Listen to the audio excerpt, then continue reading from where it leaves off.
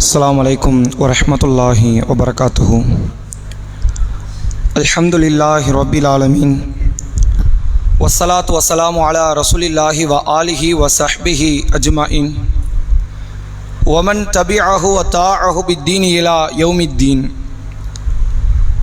கண்ணியத்திற்குரிய எல்லாம் வல்ல அல்லாஹ்வின் நல்லடியார்களே, அல்லாஹுடைய பேரருளால் ஒவ்வொரு வாரமும் வெள்ளிக்கிழமை மக்ரிபு தொழுகையை தொடர்ந்து இஸ்லாமிய மார்க்கம் சொல்லித்தந்த சில அடிப்படை போதனைகளை மார்க்க சொற்பொழிவின் வாயிலாக நாம் தொடர்ச்சியாக அறிந்து கொண்டு வருகிறோம். அந்த அடிப்படையில் இன்றைய தினம் சென்ற வார தலைப்பினுடைய தொடர்ச்சியாக அழித்தொழிக்கும் 7 பெரும்பாவங்கள் என்ற தலைப்பை குறித்து நாம் பார்க்க இருக்கிறோம். சஹி புகாரினுடைய 2766வது நபிமொழி, அபூ ஹுரைரா ரதியல்லாஹு அவர்கள் அறிவிக்கிறார்கள், நபிகள் நாயகம் ஸல்லல்லாஹு அலைஹி வஸல்லம் அவர்கள் சொல்கிறார்கள், இஜ்தனிபு சபஅல் மூபிகாத், அழித்தொழிக்கக்கூடிய 7 பெரும் பாவத்தை விட்டும் நீங்கள் விலகிக் கொள்ளுங்கள் என்று அல்லாஹ்வுடைய தூதர் அவர்கள் சொன்னார்கள். சொல்லிவிட்டு அஷ்ஷிர்கு பில்லா, சஹாபாக்கள் கேட்கிறாங்க, யா ரசூலல்லாஹ் வமன் ஹுன்ன, அந்த 7 பெரும்பாவங்கள் என்ன என்று கேட்கும்போது நபி அவர்கள் பட்டியலிடுகிறார்கள், அஷ்ஷிர்கு பில்லா, அல்லாஹ்வுக்கு இணை வைப்பது, வஸ்ஸிஹ்ரு, சூனியம் செய்வது, வகத்லுன் நஃப்ஸல்லத்தி ஹர்ரமல்லாஹு இல்லா பில் ஹக், நியாயமற்ற முறையில் ஒரு மனித உயிரை கொலை செய்வது, வ அக்லுர் ரிபா, வட்டியை உண்பது, வ அக்லுல் யத்தீம், வ அக்லு மாலுல் யத்தீம், அனாதைகளுடைய சொத்துக்களை உண்ணுவது, வத்தவல்லா யௌம ஸஹஃப், கஷ்டமான சூழ்நிலையான அந்த போர்க்காலத்தில் இருந்து புறமுதுகிட்டு ஓடுவது, வ கதுஃபுல் முஹ்ஸனாத்தில் முஃமினாத்தில் காஃபிலாத், விவரம் தெரியாத ஈமான் கொண்ட கற்பொழுக்கம் பேணக்கூடிய பெண்கள் மீது அவதூறு பேசுவது என்ற இந்த 7 பாவங்கள் இருக்கிறதே, மறுமை வாழ்வில் ஒரு இறை நம்பிக்கை கொண்டவரிடத்தில் இந்த பாவம் இருக்குமே ஆனால் அவருடைய மறுமை வாழ்வினுடைய அந்த முடிவுகள் ஏடாகுடமாக மாறிவிடலாம். அது அவருக்கு ஒருவேளை பெரும் நரகத்தை நிரந்தரமாக கூட பெற்று தந்தாலும் அது ஆச்சரியத்திற்கு இல்லை.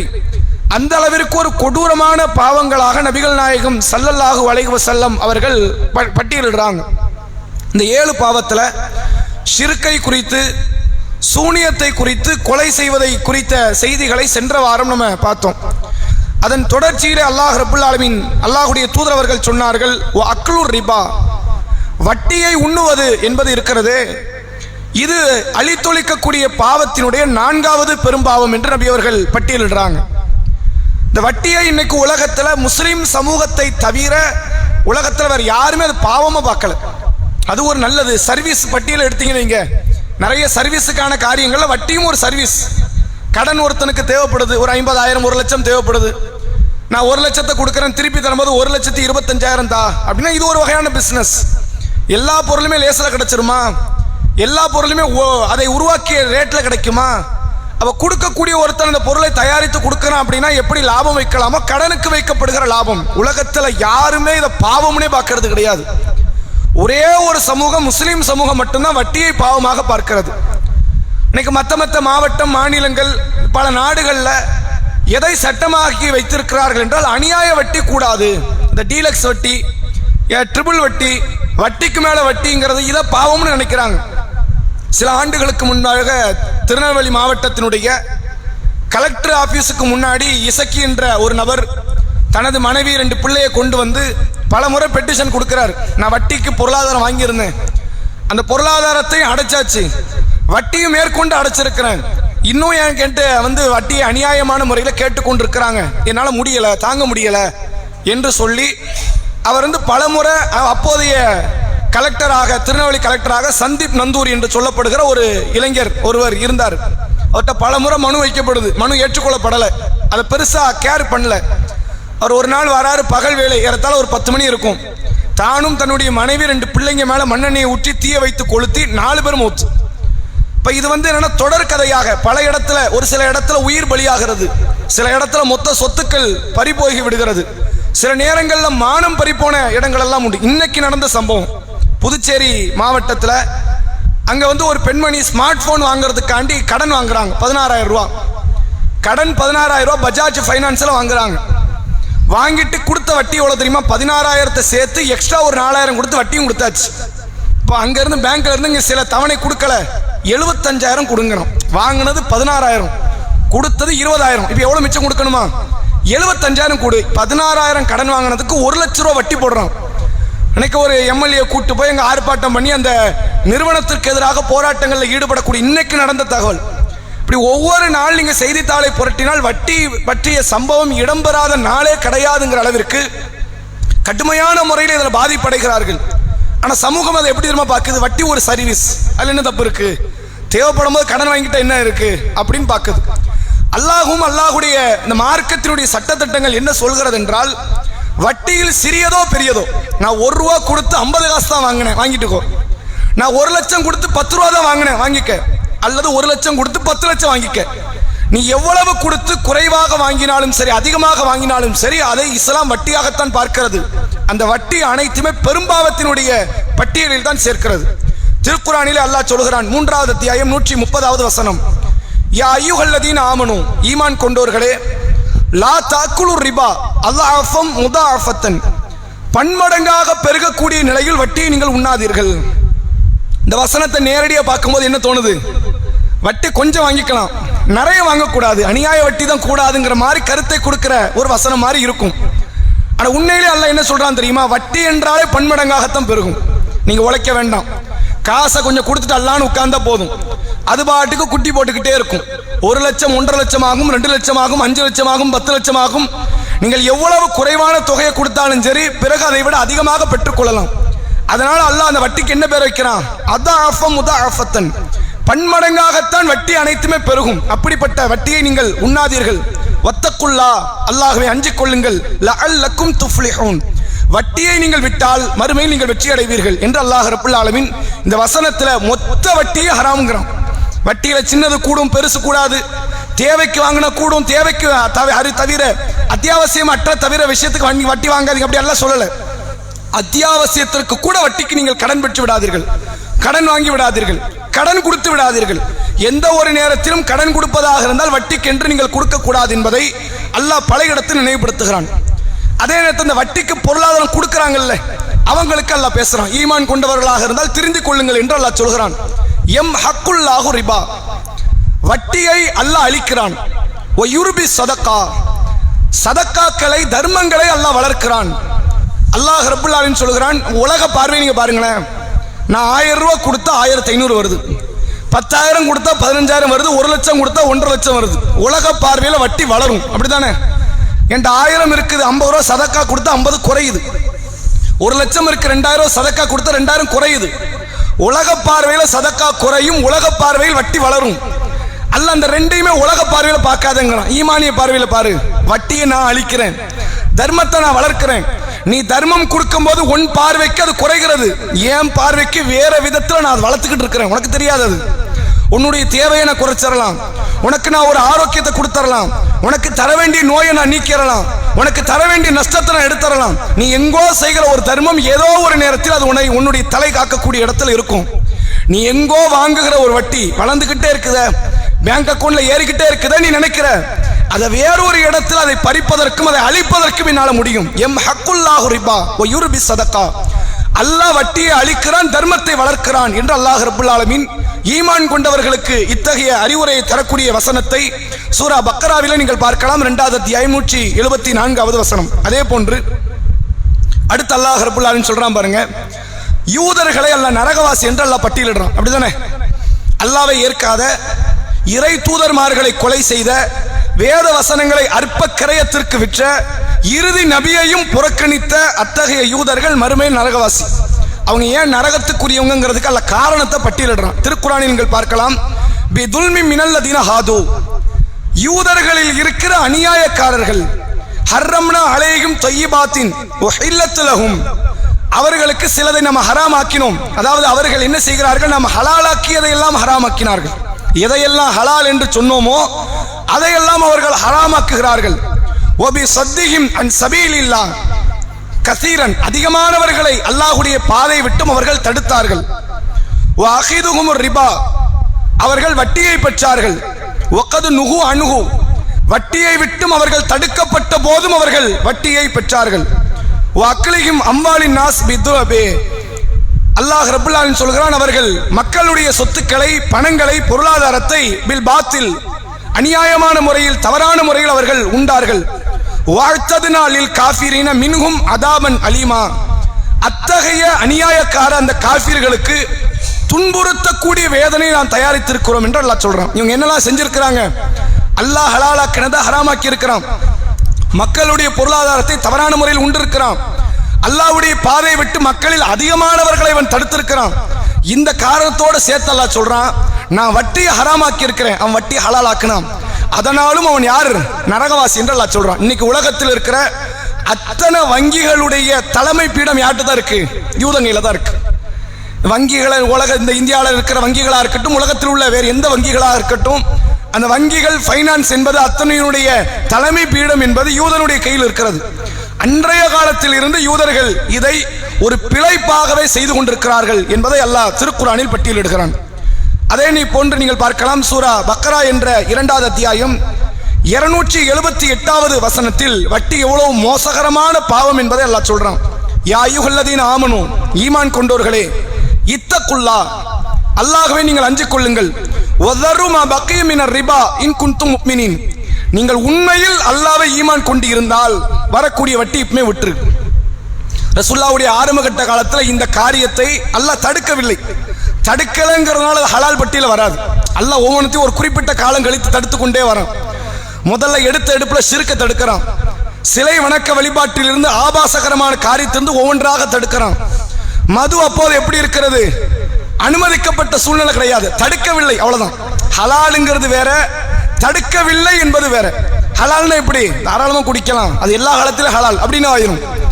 அல்லாஹ் என்ன செய்யல? இன்னும் தடுக்கல, தடுக்காதவரை சாப்பிட்டுக் கொள்ளலாம். அது மாதிரியான ஒரு சூழ்நிலையில் தான் வட்டியும் இருந்தது. நபிகள் நாயகம் ஸல்லல்லாஹு அலைஹி வஸல்லம் அவர்களுடைய பெரிய தந்தை அப்பாஸ் ரதியல்லாஹு அவர்கள் ஆரம்பத்தில் இஸ்லாத்தை ஏற்றுக்கொள்ளவில்லை. ஒரு குறிப்பிட்ட காலம் கழித்து ரசூலுல்லாஹ் மக்காவில் இருந்து மதீனாவுக்கு புறப்படுகிற வேளைக்கு தான் இஸ்லாத்துக்கு வராங்க.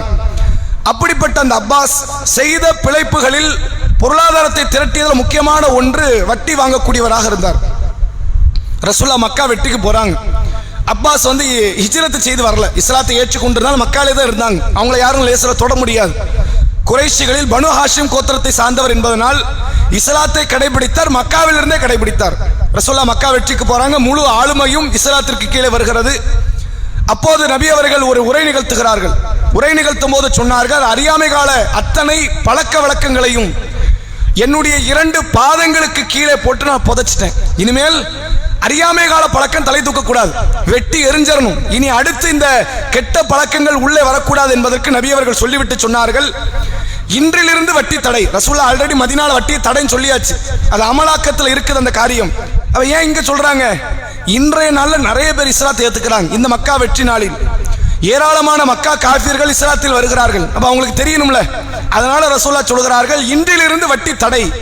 சொல்லிட்டு சொல்றாங்க, என் பெரிய தந்தை அப்பாஸ் வட்டி தொழில் செய்து கொண்டிருக்கிறார், அவருக்கு அசலை மட்டும் திருப்பி கொடுங்க, யாரும் இனி வட்டியை கொடுக்க கூடாது அப்படின்னு அல்லாஹ்வுடைய தூதர் அவர்கள் தன் குடும்பத்தில் இருந்து இந்த காரியத்திற்கு முன் உதாரணமாக காட்டுகிறார்கள் என்ற செய்தியை பார்க்க முடிகிறது.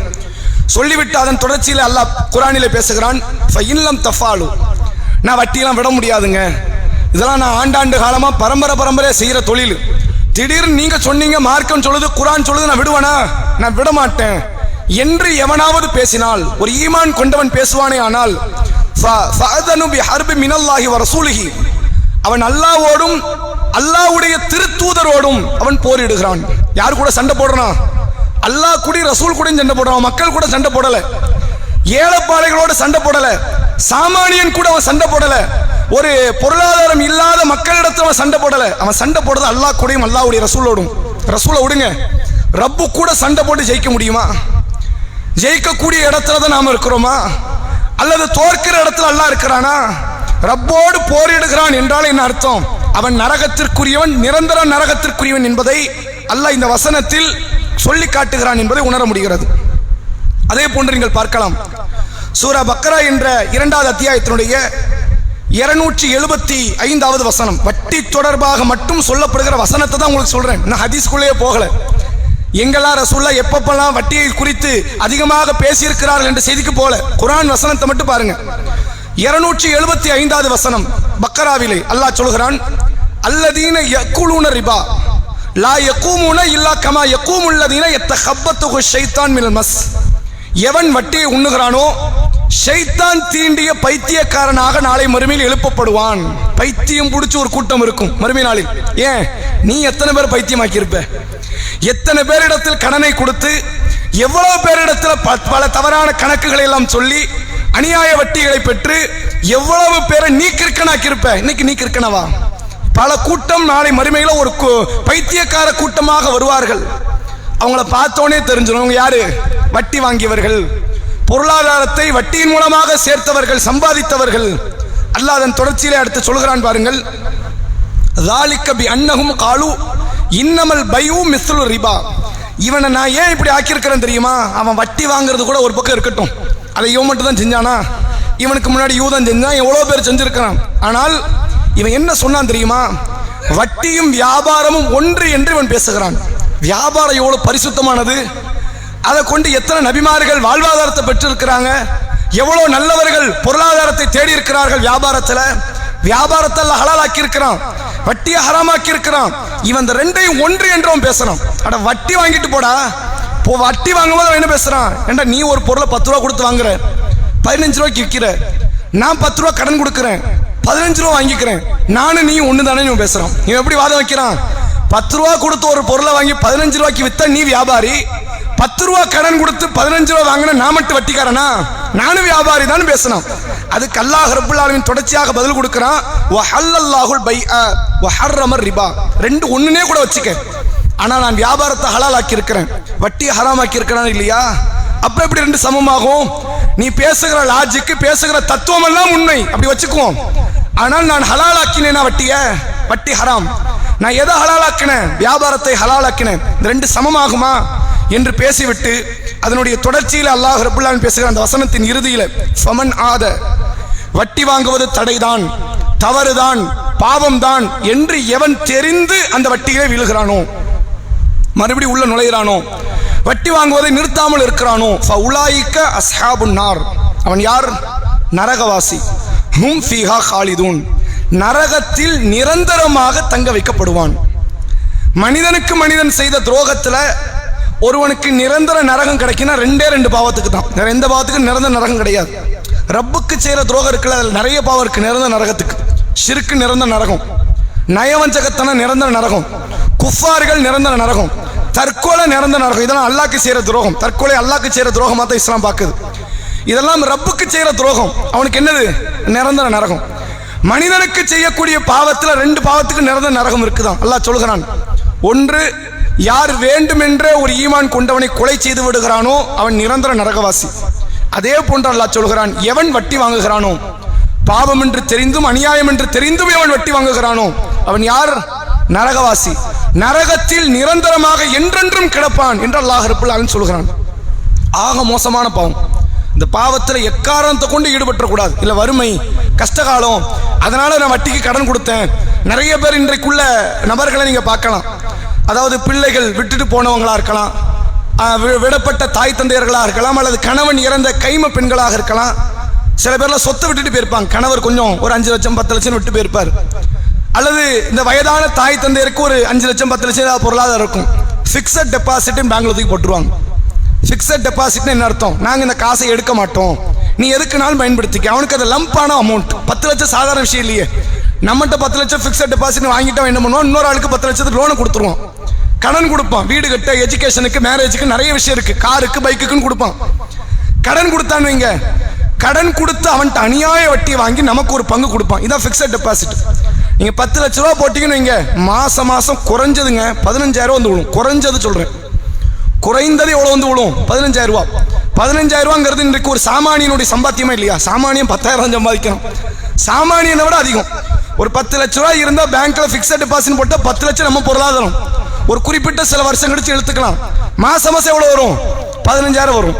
இதை இன்றைக்கு முஸ்லிம் சமூகத்தில் அதிகமான பேர் இந்த ஃபிக்ஸட் டெபாசிட் மூலமாக வட்டியை வாங்கி சாப்பிட்டு கொண்டிருக்கிறார்கள். மிகப்பெரிய ஹராம். நம்ம நினைக்கிறோம் 10 லட்சம் கொடுத்தோம் 15,000 வருது, என்ன இருக்கு? அவன் எத்தனை பேர் ரத்தத்தை சுரண்டான் தெரியுமா? கண்ணெதிரில் பார்த்த பல வட்டி கொடுக்கக்கூடிய நபர்களை நம்ம பார்த்தோம். கணவர் 50,000 சம்பாதிக்கிறார், மனைவி 50,000 சம்பாதிக்கிறாங்க. 1 லட்ச ரூபா மாசம் வருமானம் எவ்வளவு? குடும்பத்துக்கு மட்டும் 1 லட்ச ரூபா வருது. கிட்டத்தட்ட 50 லட்ச ரூபா லோன்ல போடுறாங்க வீடு கட்டுறதுக்காண்டி. இவன் 50 மாசம் சேர்த்தாலே 50 லட்சம் வந்துடும், அப்படித்தானே? வைத்தையும் வாயும் கட்டி கொஞ்சம் பொருளாதாரத்தை சேர்த்தான்னு வைங்க, அதிகபட்சம் எத்தனை வருஷம்? ஒரு 5-6 வருஷத்துல அந்த பொருளாதாரத்தை பெற்று ஒரு வீடு கட்டிடலாம்.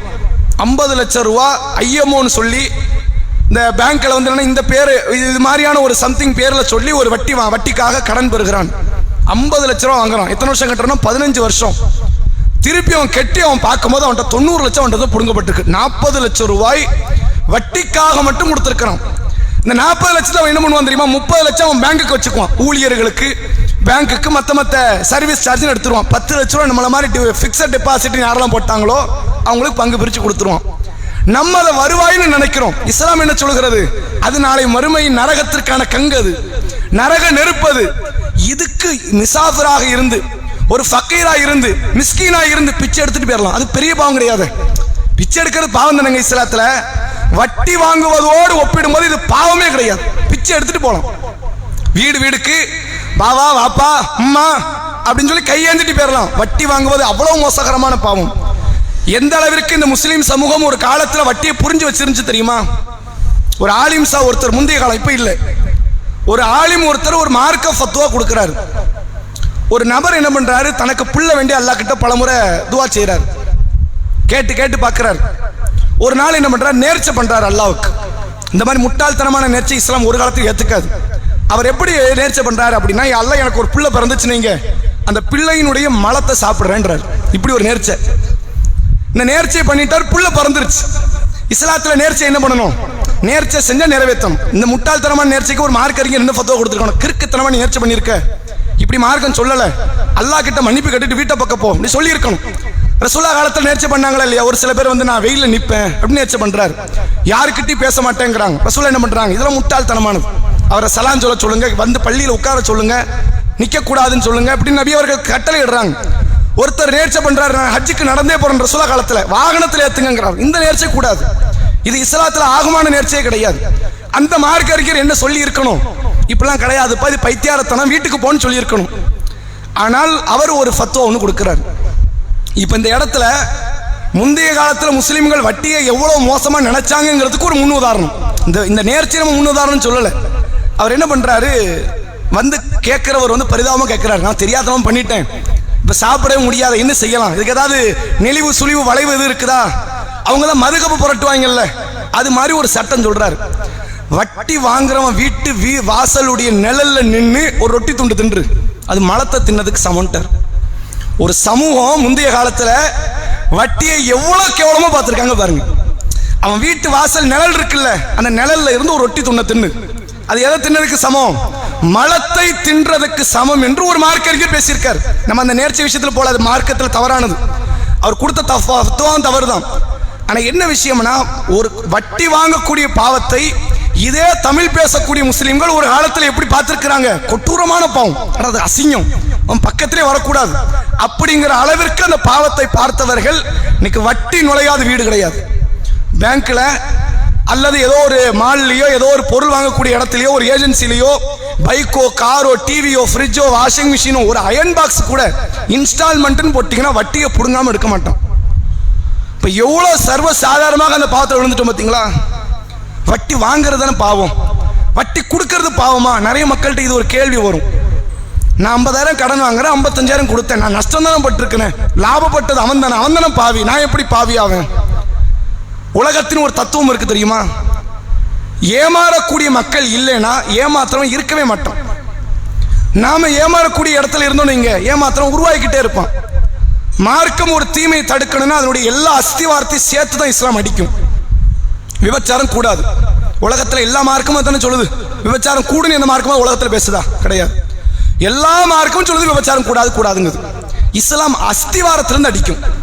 கண்ணை தாழ்த்துன்றோம். இஸ்லாம் எங்க இருந்து ஆரம்பிக்கும்? ஆரம்பிக்கிறத கண்ணில் இருந்து ஆரம்பிக்கும். நீ பாப்ப, தவறான சிந்தனை வரும், அடுத்து ரகசியமா பேசுவ, தனிமையில பேசுவ, பேச்சு வளரும், தனிமையில அழைப்ப, இதுதான் விபச்சாரத்தை கொண்டு போய் சேர்த்துரும். கண்ணு பார்க்க கூட கூடாது, கீழே பாருன்ட்டு மார்க்கும். அல்லாஹ் திருக்குர்ஆனிலே சொல்கிறான், குல் நபியே நீங்கள் சொல்லுங்கள், லில் முஃமினீன் வலில் முஃமினாத், நம்பிக்கை கொண்ட ஆண்கள் நம்பிக்கை கொண்ட பெண்களுக்கு சொல்லுங்கள், யகுது மின் அபுசாரிஹிம் வயஹ்ஃபது ஃபுரூஜஹும், பார்வையை தாழ்த்துங்க, கற்பை பேணிக் கொள்ளுங்கள், ஸாலிக அஸ்கா லக்கும், இது அவர்களுக்கு சிறந்தது என்று அல்லாஹ் ரப்பல் ஆலமீன் சொல்கிறான். இப்போ விபச்சாரத்தை தடைன்னு எல்லா மார்க்க மாதிரி இஸ்லாம் சொல்லிருச்சு. அஸ்திவாரத்தில் இருந்து அந்த பாவத்தை உடைக்கிறது இஸ்லாம். அதே மாதிரி அல்லாஹ் என்ன செய்கிறான், வட்டி தடை, வட்டி கூடாது, வட்டி வாங்காதே, இதை மட்டும் அல்லாஹ் பேசி முடிக்கல. ரசூலுல்லாஹ் சொல்றாங்க, எவன் வட்டி வாங்குகிறானோ, எவன் வட்டி கொடுக்கிறானோ, எவன் சாட்சியாக இருக்கிறானோ, எவன் அதை எழுதி வைக்கிறானோ, இவர்கள் அனைவருமே பாவத்தில் சமம். பாவத்தில் என்னது, அவனாவது நல்ல யோசிச்சு பாருங்க, 4 பேர்ல ஒருத்தன் தான் லாபம் அடைகிறான், உலக ரீதியா லாபம் வந்து அடைகிறான், ஒருத்த லாபம் அடைகிறான். ஆனா பாவத்தில் 4 பேரும் சமம் இஸ்லாம் சொல்லுது. நீ வட்டி வாங்க மாட்டே, வட்டிக்காக நான் கடன் வாங்க மாட்டேங்கிற நிலைப்பாட்டுக்குள்ள வந்தா எவன் வட்டி வாங்குவான்? யார் அந்த கடன் கொடுக்கிற இடத்துக்கு இருப்பா? நீங்கள் யோசிக்கணுமா இல்லையா? இன்றைக்கு முஸ்லீம்கள் இன்னைக்கு வந்து பேங்க் யூஸ் பண்ணாத மக்கள் யாருமே கிடையாது. ஏன்னா அந்த அளவிற்கு சமூகம் மாறிடுச்சு. எல்லா ஆண் எல்லா பெண் சிறியவர்கள் முதற்கொண்டு பேங்க் ஸ்காலர்ஷிப் வேணுமா, பேங்க் அக்கௌண்ட் இருக்கணும். நீ வேலை பார்க்குறியா, உன் சேலரி பேங்க் என் கையில் கொடுக்கலாமே, பேங்க் அக்கௌண்ட்ல தான் கொடுப்பேன் அப்படின்னு எல்லாத்துக்கும் பேங்க் அக்கௌண்ட்டுங்கிற மாதிரி உருவாயிடுச்சு. பெண்களுக்கான மாசம் 1000 வருது, என்னதுல பேங்க்ல தான் வரும், கையில் கொடுக்க மாட்டேன்.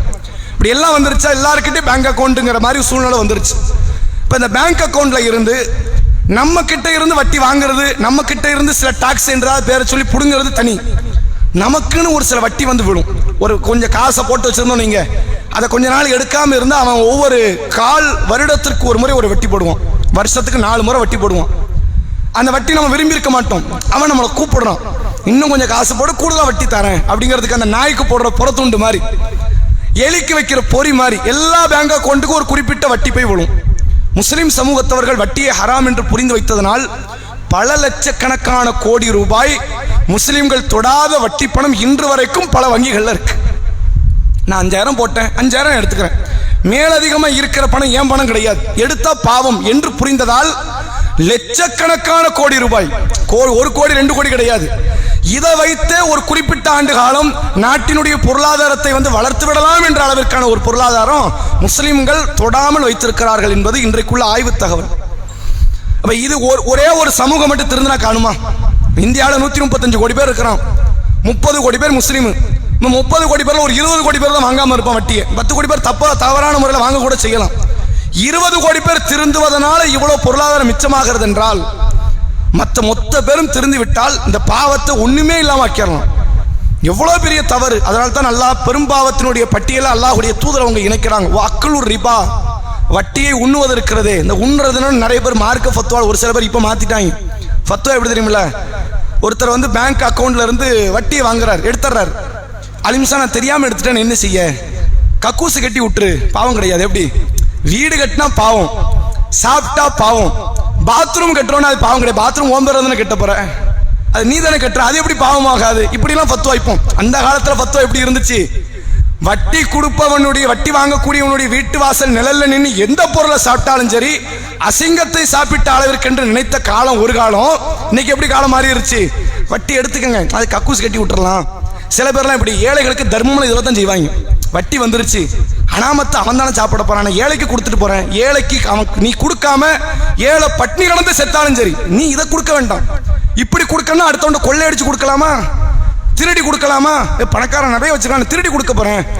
அல்லாஹ் தூய்மையானதை தவிர எதையுமே ஏற்றுக்கொள்ள மாட்டான். இப்படி தர்மம் செய்யணும் அவசியம் கிடையாது. அப்ப ஏன் ரசூல்லா வந்து கோடி கோடியை கொடுங்கன்னு சொல்லலாமே? பேரிச்சம்பழத்தின் துண்டை தர்மம் செய்ய ரசூல்லா காட்டி தரணும்.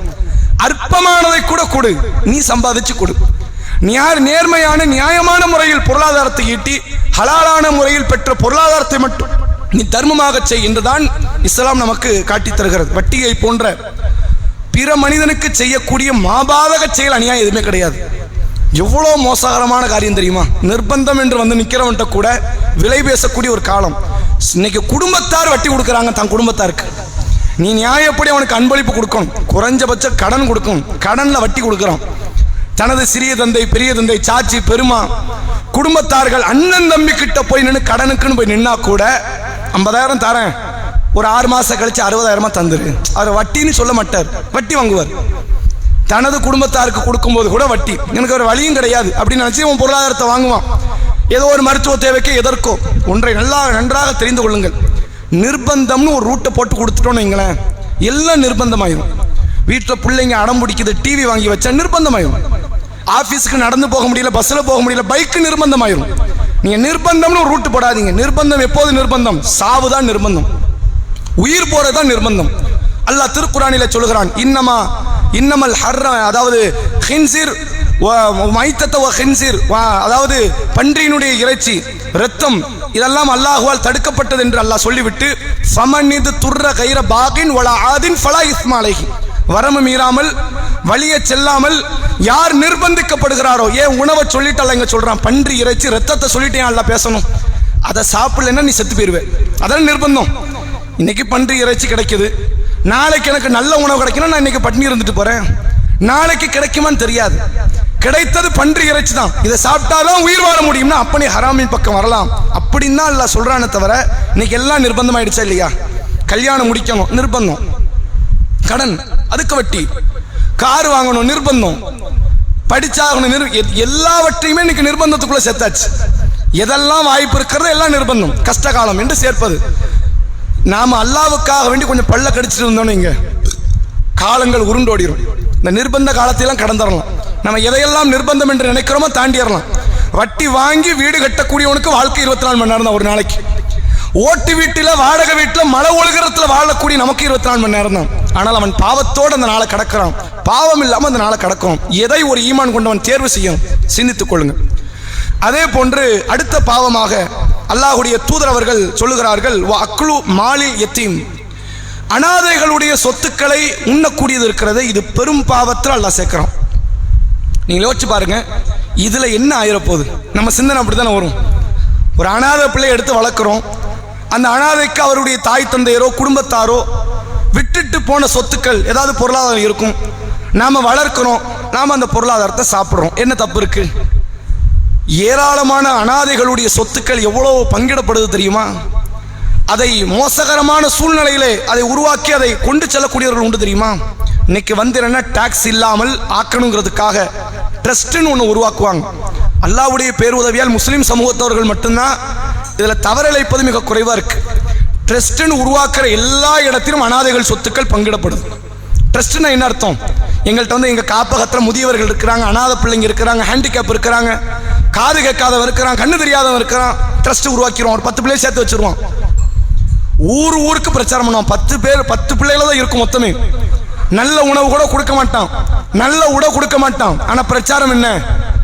வாட்ஸ்அப்லாம் வருவாங்க, திடீர்னு ஒருத்தர் கும்பிடு போட்டு வாட்ஸ்அப்ல கேட்பான், நாங்க 10 அனாதை பிள்ளையை வளர்த்துக்கிட்டு இருக்கிறோம், ஏதாவது ஒரு அரிசி முட்டையாவது வாங்கி தாங்கம்மா. கேட்கறதுலாம் எவ்வளவு பரிதாபகரமா இருக்கும்னா, ஒருவேளை கூட இவனை உணவு சாப்பிடல போலக்கேங்கிற மாதிரி இருக்கும். எல்லாம் ஸ்கேம், அத்தனையும் ஏமாற்றக்கூடிய மோசடி. அனாதைகள் பேரை சொல்லி நடத்தப்படுகிற ஏராளமான முரண்பாடான பொருளாதாரம் இன்றைக்கு சமூகத்தில் கட்டவிழ்க்கப்படுகிற ட்ரஸ்ட் பேர்ல நடக்கும். இஸ்லாமிய மார்க்கம் அனாதைக்காக வேண்டி கிடைக்கப்படுகிற எந்த பொருளாதாரமாக இருந்தாலும் சரி, தவறான முறையில் ஒருத்தர் கை வைக்கிறான் அப்படின்னா அதை பெரும் பாவத்தினுடைய பட்டியலில் சேர்த்து அவர்களுக்கு கொடூரமான நரக தண்டனை இஸ்லாம் எச்சரிக்கை செய்கிறது. நீங்கள் திருக்குரானிலே பார்க்கலாம், அல்லாஹ் ரப்புல் ஆலமீன் தன்னுடைய குரானிலே சொல்கிறான், 6வது அத்தியாயம் 152வது வசனம், வலா தக்ரபு மாலல் யத்தீம் இல்லா பில்லத்தி ஹிய அஹ்சன், நல்ல முறையிலே தவிர நீங்கள் அனாதைகளுடைய சொத்துக்களை நெருங்காதீர்கள்.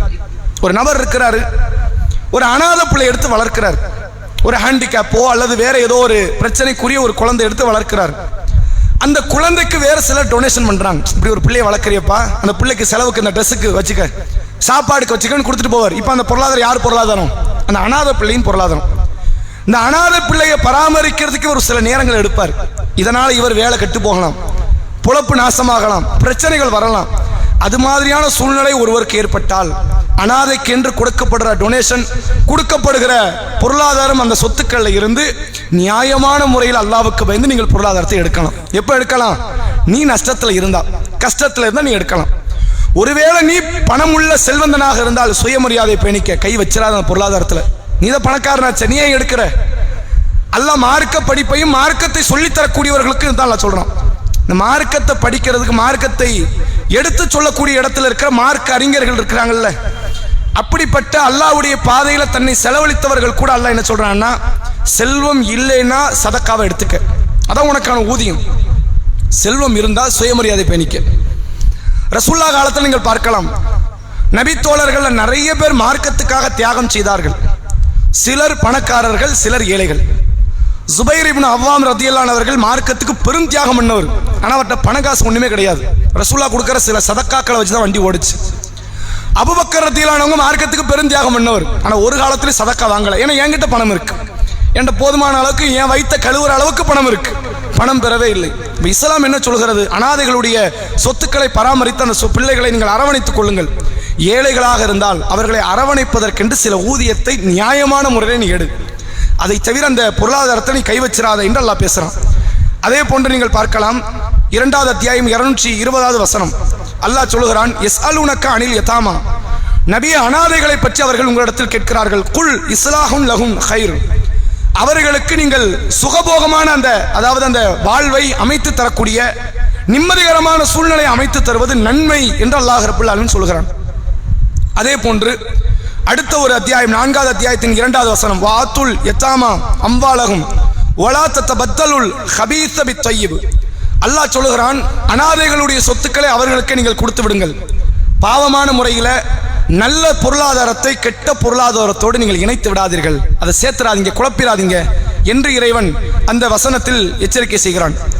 அதே போன்று நீங்கள் பார்க்கலாம், 4வது அத்தியாயத்தினுடைய 10வது வசனம் அல்லாஹ் சொல்கிறான், இன்னல்லதீன யஅகுலூன அம்வாலல் யதாமா ஸுல்மன், அனாதைகளுடைய சொத்துக்களை யார் அநியாயமான முறையில் சாப்பிடுகிறாரோ அப்படிப்பட்டவர்கள் இன்னமா யஅகுலு ஃபீ புத்தூனிஹிம் நார், அவர்கள் சாப்பிடுவதெல்லாம் நரக நெருப்பைத்தான் சாப்பிடுகிறார்கள். அவன் என்ன சாப்பிட்டுக்கிட்டு இருக்கிறான்? நல்ல இதை சொல்லியே சம்பாதிச்சிடலாம் போலுக்க. அனாதை பிள்ளை இருக்கு அப்படியே சம்பாதிச்சு அந்த பிள்ளைங்க பேரை சொல்லி சம்பாதிச்சிடலாம் போலுக்க. இது எவ்வளோ பெரிய மோசடி உலகத்தில் நடக்குது அப்படின்னா, பிள்ளைய கடத்திட்டு போய் இந்த மோசடி நடக்கும். கடத்திட்டு போயிடுவாங்க. அந்த பிள்ளைக்கு விவரமும் தெரியாது, கண்ணை நோண்டி கையை காலை முறிச்சு, இப்படிப்பட்ட பிள்ளை எனக்கு பிறந்துச்சுன்னா தன்னை அப்பனாக்கிடுவான், தன்னை அம்மாவாக்கிடுவான். இதை சொல்லி உலகத்தில் பிச்சை எடுத்து பொருளாதாரத்தை சம்பாதித்து சாப்பிடக்கூடியவர்கள். அல்லாஹ் சொல்கிறான், இத்தகைய அனாதையினுடைய அந்த பொருளாதாரம் இருக்குது, அவனை நீ ஏமாற்றி கூட்டு வந்ததே ஒரு பெரும் பாதகமான காரியம். அவனை சொல்லி பொருளாதாரத்தை பற்றி நீ சம்பாதித்து சாப்பிடுறிய, நீ சாப்பிடக்கூடியதெல்லாம் நரக நெருப்பைத்தான் நீ சாப்பிட்டு கொண்டிருக்கிறாய் என்று அல்லாஹ் ரப்பல் ஆலமீன் சொல்கிறான். மோசகரமான ஒரு பாவம். இஸ்லாம் இதுக்கு மாற்றமா சுயமரியாதை பேணி அனாதைகளுக்கு தனது பொருளாதாரத்தை செலவழிக்கிறவங்க இருக்கிறாங்களே, அவங்களுக்கு கிடைக்கிற கூலி பிரம்மாண்டமான கூலி. ரசூலா அதனால தான் ஸைத் இப்னு ஹாரிஸ் ரதியல்லாஹு அவர்களை ரசூலா வளர்க்குறாங்க. ரசூலா நுபுவத்துக்கு முன்னாடி இருந்தே ஸைத் என்ற ஒரு நபி தோழரை சிறு பிராயத்திலிருந்து எடுத்து வளர்க்குறாங்க ரசூலா. அவருக்கு கல்யாணமும் முடிச்சு கொடுக்குறாங்க. அவருக்கு புள்ள பிறக்குது, உசாமா இப்னு ஸைத் ரதியல்லாஹு அன்ஹு. அந்த பிள்ளையை ரசூலா தான் எடுத்து வளர்க்குறாங்க. ரசூல்லாவுக்கு இந்த அனாதைகளை வளர்ப்பது என்றால் ஆகப்பெரிய ஒரு காரியம், ஒரு ரொம்ப சந்தோஷத்துக்குரிய நிகழ்வு. தனக்கு 7 பிள்ளை பிறக்குது. அந்த 7 பிள்ளையில 3 ஆண் பிள்ளை மௌத்தாயிடுச்சு, 4 பெண் பிள்ளையில 3 பெண் பிள்ளை பருவ இதை அடைஞ்சு கல்யாணம் முடிச்சு கொடுத்தோன்னு மௌத்தாயிடுச்சு. ஒரே ஒரு பெண் பிள்ளை மட்டும்தான் ஹயாத்தா இருக்கிறாங்க. இந்த சூழ்நிலையில ரசூலா இந்த வளர்ப்பு பிள்ளைகளை, அனாதை பிள்ளைகளை எடுத்து வளர்ப்பதற்கு அதிக முக்கியத்துவம் கொடுத்தாங்க. தான் வீட்டில் 2 சிறுவர்கள் பணிவிடை செய்தார்கள். அது போக ஸைத் ரதியல்லாஹு அன்ஹு எடுத்து வளர்க்குறாங்க. ஸைதுடைய பிள்ளை உசாமா ரதியல்லாஹு அன்ஹு அவர்களை எடுத்து வளர்க்குறாங்க. அப்போ இது ஏன் ரசூலா இதுக்கு அதிக ஆர்வம் காட்டுறாங்க? ரசூலாவுக்கு வயிற்றுக்கு உணவு கிடையாது, வீட்டில் போதிய பொருளாதாரம் கிடையாது. அப்படி இருந்தும் அனாதைகளை வளர்ப்பதற்கு நபி அவர்கள் அதிக ஆர்வம் காட்டியதற்கு என்ன காரணம்? ரசூல் ஸல்லல்லாஹு அலைஹி வஸல்லம் அவர்கள் சொல்றாங்க, இதுக்கு அல்லாஹ் கொடுக்கிற கூலி இருக்குது, பிரம்மாண்டமான கூலி, சாதாரண கூலி கிடையாது. நபி அவர்கள் சொல்கிறார்கள், ரசூல்லாவோடு சேர்ந்து இருப்பதற்கான ஒரு பாக்கியம் அனாதைகளை பராமரிப்பதில் இருக்கிறது. அனா வ காஃபிலுல் யதீம், நானும் அனாதையினுடைய பாதுகாவலரும் இப்படி இருப்போம். நாங்கள் ரசூல்லா எங்க இருப்பாங்க? முதல் சொர்க்கவாசி, முன்பின் பாவம் மன்னிக்கப்பட்ட சொர்க்கவாசி, ஒரு அப்பளக்கற்ற எந்த விதமான பாவம் செய்யாத ஒரு அக்மாருக்கு ஒரு இஸ்லாமியர் அப்படின்னு இந்த உம்மத்துல முதல்ல ரசூலா தான். அப்படிப்பட்ட நபிக்கு ஜன்னத்துல் ஃபிர்தௌஸ்ல எவ்வளவு பெரிய உயர்ந்த இடத்துல உட்கார வைப்பான். அந்த நபி கூட சேர்ந்து வாழ்வதற்கு ஒரு வாய்ப்பு வேண்டும் என்றால் அனாதையை பராமரித்துக் கொள்ளுங்கள். இந்த செய்தி ஈமான் கொண்டவர்களுடைய உள்ளத்தை எப்படி தாக்கும் அப்படின்னா, உன்கிட்ட சொத்து இருக்கு இல்லை, நான் ஏன் பொருளாதாரத்தை கொடுத்து உன்னை காப்பாத்துறேங்கிற இடத்துக்கு வந்துடுவோம். இன்னைக்கு நம்முடைய குடும்பத்தில் இருக்கும் சகோதரருடைய பிள்ளை, சகோதரியுடைய பிள்ளை, அல்லது ஒன்று விட்ட அந்த சித்தப்பா மக்கள், பெரியப்பா மக்கள், அவங்களுடைய வீட்டில் இருக்கிற பேரம் பேத்தி, இது மாதிரியான ஆட்கள் யாராவது பொருளாதாரத்தில் இல்லாதவங்க இருப்பாங்க. பிள்ளைக்கு கல்வி கொடுக்க முடியல, சாப்பாடு கொடுக்க முடியல, வாப்பா மௌத்து உம்மா மௌத்து, அனாதையா பிள்ளைகள் இருக்கும் வீட்டுக்குள்ள. நமக்கு நல்லா தெரியும் அந்த பிள்ளை எடுத்து நம்மளால வளர்க்க முடியும், வளர்க்க மாட்டோம். வீட்டுக்கு போவாங்க, சலான் சொல்லுவாங்க, பிள்ளைய விசாரிப்பாங்க. பாட்டனாருக்கும் பாட்டியாருக்கும் உட்கார்ந்து பணிவிட செய்கிற நிலையில் அந்த பிள்ளைங்க இருக்கும். அந்த வயசானவங்களுக்கு என்ன நிலைமை? பையன் இல்லை, அம்மா இல்லை. இந்த நிலையில் நான் மௌத்தாயிட்டேன், என் பேரம்பேத்தி யாரு காப்பாற்றுவாங்கிற நிலையில் சமூகத்தில் எத்தனையோ பிள்ளைங்க வீட்டுக்குள்ளே இருக்கும். எடுத்து வளர்த்தா என்ன? நம்ம பொருளாதாரத்தில் கொஞ்சம் சோறு கொடுக்க போகிறோம், அவ்வளோதானே. அதை தாண்டி என்ன கொடுக்க போகிறோம்? அதுவே தன் சகோதரன் சொத்தை விட்டுட்டு பிள்ளைய விட்டுட்டு போயிருந்தா நீங்கள் பிள்ளை எப்படி அரவணைப்பாங்க? பிள்ளை வந்துரு நான் பார்த்துக்கிறேன். என் அண்ணன் பிள்ளை நான் பார்க்க மாட்டேனா? என் தம்பி பிள்ளையை நான் பார்க்க மாட்டேனா? நான் என்ன இல்லாமையா இருக்கிறேன், நான் பார்த்துக்கிறேன். என்ன காரணம்? பிள்ளைய வச்சு நாளைக்கு பொருளாதாரத்தை எடுத்துடலாம். இதை தாண்டி வேற என்ன எண்ணம்? ஒருவேளை அது ஏழைப்பட்ட பிள்ளையாக இருந்து உங்கள் சகோதரன் ஏழையாக இருந்து மௌத்தாயிட்ட பிள்ளை எடுப்பீங்களா? நீங்க ஒருவேளை எடுத்து அல்லாவுக்காக மனமோந்து நம்ம அனாதை பிள்ளையை தேடி பாம்பேக்கெல்லாம் போவாங்க. சில பேர் அனாதை பிள்ளை தேடி எங்க போவாங்க? எனக்கு பிள்ளை இல்லை, ஏதாவது ஒரு பிள்ளை கிடைக்குமா எடுத்து வளர்க்கலான்னு. முஸ்லீம் சமூகத்தவர்கள் வேற வேற மாவட்டம் மாநிலத்துக்குலாம் அந்த பிள்ளையை தேடுறாங்க. அட நம்ம வீட்டில் நம்ம தெருவில் நம்ம சொந்தக்கார ஒருத்த பிள்ளை வச்சிருப்போம், அவங்க பிள்ளைய எடுத்து வளரக்கூடாது. அது அநியாயம், அது தப்பாச்சு. அந்த பிள்ளைகளை அரவணைப்போடு வளர்த்திருந்தால் இதுதான் அனாதைக்கு கொடுக்குற மதிப்பு. இது சொந்தத்தை அரவணைத்ததற்கண்டான மதிப்பு. அந்த பிள்ளைகளை அரவணைப்போடு நீங்கள் எடுத்து வளர்த்து பராமரித்திருந்தால் அதில் கிடைக்கிற கூலி இருக்குது. சுப்ஹானல்லாஹ், சாதாரண ஒரு கூலியா? ரசூல்லா எந்த அளவுக்கு சொல்றாங்க, என்னோட சேர்ந்திருக்கலாம். நாங்கள் எவ்வளவு பெரிய பாக்கியம் அது. ரசூல்லா கூட சேர்ந்திருக்கிற ஒரு பாக்கியம் கிடைக்குமா? அனாதைகளை அரவணைப்பதில் இருக்கிறது. உண்மையில் ஈமான் கொண்டவர்கள், நீ என்ன சொத்து உன்ட்ட இருந்தாலும் சரி, நான் தொட மாட்டேன். நான் சாப்பிட்றதுல உனக்கு ஒரு பங்கு தரேன், நான் உடுத்துறதுல உனக்கு ஒரு பங்கு தரேன், என் வீட்டில் இடம் தரேன், பருவ இதை அடையிற வரைக்கும் என் கூட இரு, நல்ல நிலைக்கு உன்னை நான் ஆளாக்குறேன், என் சொத்தை கொடுத்து நான் ஆளாக்குறேன் உன்னை அப்படின்னு ஆக்கியிருந்தால் எவ்வளோ பெரிய பாக்கியங்களை நற்காரியங்களை நாம் அடைந்திருக்கலாம். பாங்க முடியட்டும்.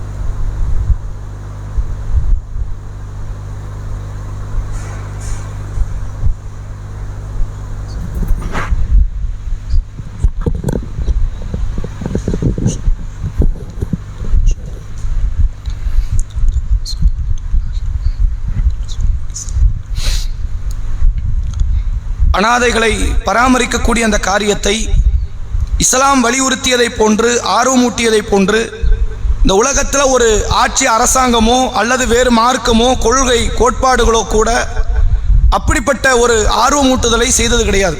கடவுளை நம்பக்கூடிய சமூகத்தவர்களும் செய்தது கிடையாது. கடவுளே இல்லை என்று சொல்லக்கூடிய நார்த்திக சமூகத்தவர்கள் கூட அனாத பிள்ளை ஒரு கேரா கூட அவன் பார்த்தது கிடையாது. அவன் சொல்லுவான், ஊர் உலகத்துக்கெல்லாம் மூட நம்பிக்கையை ஒழிக்கணும், கடவுள் சிந்தனை உடைக்கணும், மக்களை எல்லாம் மனுஷனா மாற்றணும் அப்படின்னு அவன் பேசிக்கிட்டு இருப்பான். ஒரு நாள் ஒரு பொழுது கூட அவன் அனாத பிள்ளையை பற்றி அவன் பேசியிருக்க மாட்டான். சமூகத்தில் பிற்படுத்தப்பட்ட இடத்துல இருக்கிற, தாழ்த்தப்பட்ட இடத்துல இருக்கக்கூடிய, கல்வி கற்றுக்கொள்ள முடியாத இடத்துல இருக்கக்கூடிய பிள்ளைகளை பற்றி அவன் பேசியிருக்க மாட்டான். ஆனால் நீங்கள் பார்க்கலாம், இஸ்லாமிய மார்க்கம் நமக்கு சொல்லித் தருகிறது. சூரா ஃபஜ்ர் என்ற அத்தியாயம் அல்லாஹ் ரப்புல் ஆலமீன் சொல்கிறான், கல்லா பல்லா துக்ரிமூனல் யத்தீம். அவ்வாறு இல்லை, அந்த மனிதர்கள் பொருளாதார மோகம் கொண்ட, ஈமானிலே சளைத்து போகக்கூடிய, ஈமானில் பலகீனப்படக்கூடிய அந்த மக்கள் இருக்கிறார்களே, அவர்கள் அனாதைகளை கண்ணியப்படுத்துவதில்லை. தொடர்ச்சியாக அல்லாஹ் பேசுகிறான், வலா தஹுத்தூன அலா தஆமில் மிஸ்கின். ஏழைகளுக்கு அவர்கள் உணவளிப்பதற்கு தூண்டவும் இல்லை. கல்லா, அல்லாஹ் அதன் தொடர்ச்சியில் சொல்கிறான், வதஅக்குலூன துராஸ அக்லல் லம்மா வதுஹிப்பூனல் மால ஹுப்பன் ஜம்மா. அவர்கள் என்ன செய்கிறார்கள் என்றால் பொருளாதாரத்தை அளவுக்கு அதிகமாக நேசிக்கிறார்கள். உலகத்தினுடைய வாழ்வாதாரத்தையும் உலகத்தினுடைய செல்வத்தையும் அவர்கள் நேசிக்கிறார்களே தவிர அனாதைகளை பராமரிக்க வேண்டும், ஏழைகளுக்கு உணவளிக்க வேண்டும் என்ற சிந்தனை அவர்களுக்கு இல்லை. கல்லா இதா துக்கத்தில் அருது தக்கன் தக்கா. இந்த பூமி பேரதிர்ச்சியாக குலுக்கப்பட்டு உழுக்கப்படுகிற அந்த நேரத்தில் வஜா ரப்புக்க வல் மலக்கு சஃபன் சஃபா, உங்கள் இறைவன் வருவான். என்னைக்கு? அந்த மறுமை நாளில் உங்கள் இறைவன் வருவான். நீ அனாதையை புறக்கணிச்சுக்கிட்டு இருக்கிற, ஏழைகளை கவனிக்காம இருக்கிற, மனுஷனை கவனிக்காம இருக்கிற, நான் வாழ்ந்தால் என் மனைவி என் பிள்ளை என் கணவன் வாழ்ந்தா போதுங்கிற சுயநல கோட்பாட்டுக்குள்ள இருக்கிற ஒரு நாள் வரும். வஜா ரப்புக்க ஒல் மலக்கு சஃபன் சஃபா, அல்லாஹ் வருவான், வானவர்கள் அணிவகுத்து அந்த நாளிலே நிற்பார்கள். வஜீஅ யௌம இதின் பி ஜஹன்னம், அந்த நாளில் நரகம் கொண்டு வரப்படும் என்று அல்லாஹ் சொல்கிறான். நீ நரகத்துக்கு வர வேண்டாம், நரகம் உன் இடத்துக்கு வரும். நரகத்தை நான் கொண்டு வருவேன். யௌம இதின் யத்ததக்கருல் இன்சானு அன்னால் லஹு திக்ரா, மறுமையில் அன்றைய நாளில் மனிதனுக்கு அப்பந்தான் புத்தி வருங்கிறான். மறுமைக்கு வந்ததுக்கு அப்புறம் தான் புத்தி வரும். இந்த பாடம் அவனுக்கு பயன் தருமா என்றெல்லாம் கேட்டுவிட்டு சொல்கிறான்.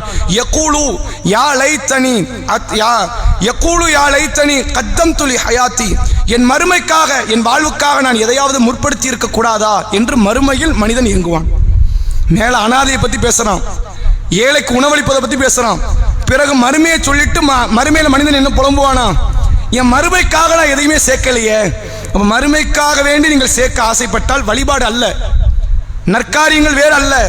மனிதனுக்கு மனிதன் செய்யக்கூடிய இந்த காரியத்தில் அதீத முக்கியத்துவம் கொடுங்கன்னு இஸ்லாம் காட்டுது. அதன் தொடர்ச்சியில் அல்லாஹ் பேசுகிறான். மறுமை நாளில் அல்லாஹ் தண்டிக்கக்கூடிய அந்த அளவிற்கு வேறு யாரும் அப்படி ஒரு தண்டனை இன்னொருவனுக்கு கொடுத்துட முடியாது. அல்லாஹ் ரஹ்மானா பார்த்திருக்கீங்கல்ல, ரஹீமா பார்த்திருக்கீங்கல்ல, கஃபாராக கஃபூராக பார்த்திருக்கீங்கல்ல, அல்லாஹ்வுடைய எத்தனையோ பல அன்பை வெளிப்படுத்தக்கூடிய குணத்தை பார்த்திருக்கீங்கல்ல. அல்லாஹ்வுடைய கோபத்தை மறுமையில நீங்க பார்ப்பீங்க. அனாதையை விரட்டியவர்கள், அனாதையை பராமரிக்காதவர்கள், இவர்களுடைய நிலை மிக மோசகரமாக இருக்கும் என்று அல்லாஹ் எச்சரிக்கை செய்கிறான். அனாதைகளுடைய சொத்துக்கள் விஷயத்தில் என்னைக்குமே ஆசைப்பட வேண்டாம். அது மிக பெரும் அமானிதத்திற்குரிய, நெருங்கவே கூடாத ஒரு ஹராமான பொருளாதாரம் என்று நீங்கள் உணர்ந்து கொள்ளுங்கள். உங்களால் முடிந்தால் குடும்பத்தாரில் இருக்கிற நெருங்கிய சொந்தக்காரர்களோ தூரமான சொந்தக்காரர்களோ, நெருங்கிய அண்டை விட்டார்களோ தூரமான அண்டை விட்டார்களோ, அவர்கள் வீட்டில் இருக்கிற அனாதை பிள்ளைகளை பொறுப்பேற்று வளர்ப்பதற்கு வாய்ப்பு இருந்தால் மிக பெரும் நற்காரியத்தை, நற்களஞ்சியத்தை உங்களுக்காக நீங்கள் மறுமையில் முற்படுத்தக்கூடிய ஒரு காரியம். இதை செய்வதற்கு நாம் முயற்சி செய்வோம். 7 பாவங்கள் சொன்னோம். அல்லாஹ்வுக்கு இணை வைத்தல் என்பது, சூனியம், கொலை செய்வது, வட்டியை உண்பது, அனாதைகள் சொத்துக்களை உண்பது என்ற 5 பாவத்தை பார்த்துட்டோம். 2 பாவம் இருக்கு. என்னதெல்லாம்? போர்க்களத்திலிருந்து புறமுதுகிட்டு ஓடுவதும், கற்பொழுக்கம் உள்ள பெண்கள் மீது அவதூறு பேசுவதும். இன்ஷால்லா இந்த 2 பாவத்தை குறித்து வரக்கூடிய வாரத்தில் நம்ம தெரிந்து கொள்வோம். வாஹிரு தஅவானா அல்ஹம்துலில்லாஹி ரப்பில் ஆலமீன். அஸ்ஸலாமு அலைக்கும் வரஹ்மத்துல்லாஹி வபரகாத்துஹு. இந்த கேள்வி, நாளைய தினம் கேள்வி இங்கே பதிலங்க நிகழ்ச்சி, குர்ஆனிலிருந்து 1000 கேள்வி என்ற தலைப்பில் போய்கிட்டு இருக்குது. நம்ம இது வரைக்கும் ஒரு 27 கேள்வி சம்திங் முடிச்சிட்டோம். அடுத்து ஒரு 10 கேள்வி நம்ம அனுப்பியிருக்கிறோம், வாட்ஸ்அப்பில் அனுப்பியிருக்கிறோம். ஒருவேளை கேள்வி எனக்கு வரல அப்படின்னாலும் கூட சூரா பக்கராவை மறுபடி படிங்க. முதல் 50 வசனம். போன வாரம் அந்த 50 வசனம் தான் படிச்சுட்டு வந்தீங்க. இப்போ கொடுத்துருக்கிற 10 கேள்வியும் அதே 50 வசனத்துக்குள்ளே இருந்தான். அந்த 50 வசனத்தை எடுத்து படிச்சுட்டு வாங்க. அல்லது கேள்வி உங்களுக்கு வாட்ஸ்அப்பில் வந்திருந்தா அந்த கேள்வியை பார்த்து அந்த பதிலை நீங்கள் தேடிக்கங்க. சுப்ஹானக்கல்லாஹும்ம பிஹம்திக அஷ்ஹது அல்லா இலாஹ இல்லா அன்த அஸ்தக்ஃபிருக வ அத்தூபு இலைக். 8 மணிக்கு இன்ஷா அல்லாஹ் இஷாவுடைய ஜமாத்.